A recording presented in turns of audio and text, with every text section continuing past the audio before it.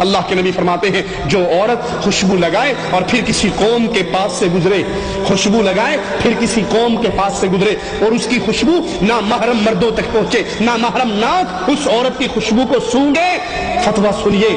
امام کائنات کا، امام اعظم کا، امام الانبیاء کا، محمد الرسول اللہ کا، اللہ کے نبی اس عورت کے بارے میں کیا کہہ رہے ہیں جو خوشبو لگا کے اپنے گھر سے نکلتی ہے؟ اللہ کے نبی فرماتے ہیں فَهِيَ زَانِيَةٌ زَانِيَةٌ زانیہ، یہ بدکار ہے، بدکار ہے، بدکار ہے۔ اپنی بیویوں کو تیار کروا کے شاپنگ کے لیے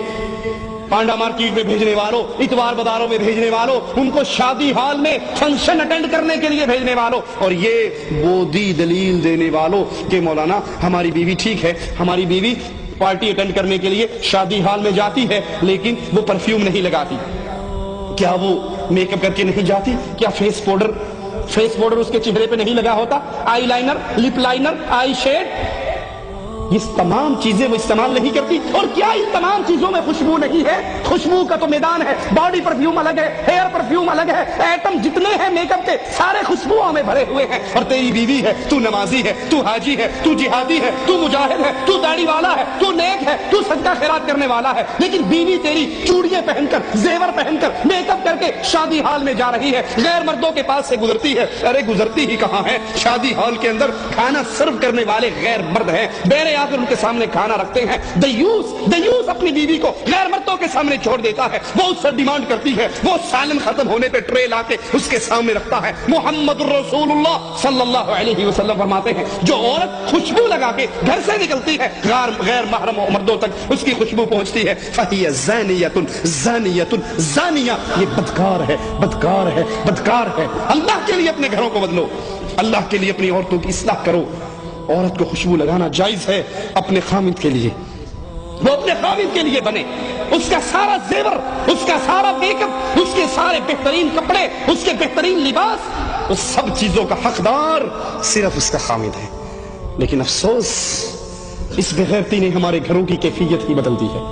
خامد کے لیے جب عورت گھر میں ہو، یہ بیچارہ تھکا ہارا ٹوٹا بھجا ہوا گھر آتا ہے، وہی وہ لہسن کی بو، چٹنی کی بو، ادرک کی بو، پیاز کی بو کچن کے اسی گندے مندے کپڑوں میں اس کے پاس آ جاتی ہے، جس کے لیے سب کچھ کرنا ہے۔ اور اگر یہ بیوی سے کہے آج آپ کی ڈنر پارٹی ہے فلاں فیملی کے گھر، اور یہ اطلاع اس کو آدھا گھنٹہ پہلے دے دے، وہ تیار ہوگی یا اس سے لڑائی کرے گی؟ آدھے گھنٹے میں کیسے تیاری کر سکتی ہوں؟ آپ بھی کمال کرتے ہیں، مجھے کم از کم 1.5 گھنٹہ پہلے تو بتایا ہوتا،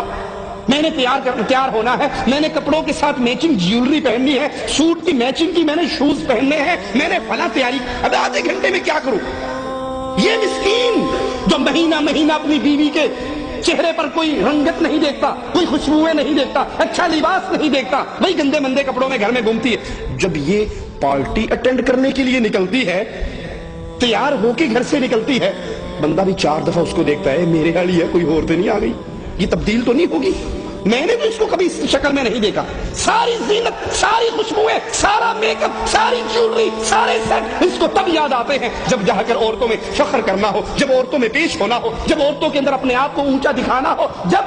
ان کے لیے سب کچھ یاد آ جاتا ہے۔ اور خامد جو اس کی عزت ہے، خامد جو اس کی جنت ہے، خامد جو اس کی جہنم ہے، جس کی تباہ سے جنت ملنے والی ہے یا جس کی نافرمانی سے جہنم ملنے والی ہے، اس مسکین کا کوئی حق نہیں ہے۔ رسول اللہ صلی اللہ علیہ وسلم فرماتے ہیں، مسند احمد میں ہے، اللہ کے نبی نے فرمایا جو عورت خوشبو